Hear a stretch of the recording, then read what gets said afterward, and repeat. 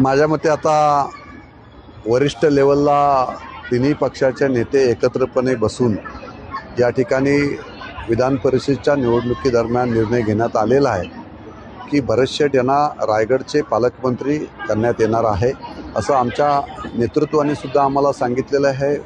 मुख्यमंत्री फडणवीस साहेबांनी सुद्धा सांगितलेलं आहे आणि तटकरे साहेबांनी सुद्धा त्या गोष्टीला दुजोरा दिलेला आहे।